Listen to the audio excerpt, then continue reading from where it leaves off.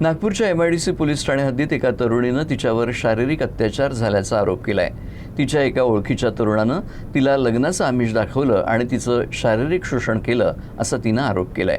या प्रकरणी महिलेच्या तक्रारीवरून पोलिसांनी आरोपीचा शोध सुरू केला आहे।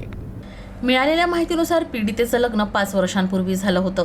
मात्र कौटुंबिक वादामुळे ती माहेरी राहायची। ती एका डेंटल हॉस्पिटलमध्ये नोकरी देखील करत होती। याच वेळी तिची ओळख अक्षय सोळंके याच्यासोबत झाली।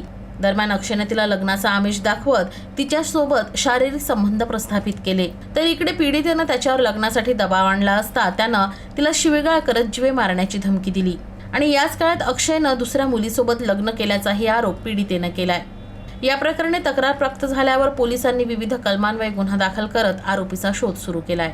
सदर पीडित फिर्यादी यांच्यावर जो आरोपी आहे, आरोपी नाव अक्षय गजानन सोळंके, 32 वर्ष, राहणार कबीरनगर, जैताळा, यांनी सदर पीडित फिर्यादी यांना लग्नाचे आमिष दाखवून त्यांच्यावर अत्याचार केला, त्यांच्या इच्छेविरुद्ध शारीरिक संबंध प्रस्थापित केले असून सदर फिर्यादीने पोलीस ठाणे येथे येऊन रिपोर्ट दिली। त्याप्रमाणे पोलीस ठाणे येथे गुन्हा नोंद करण्यात आला असून सदर आरोपी नामे अक्षय गजानन सोळंके याचा शोध सुरू आहे।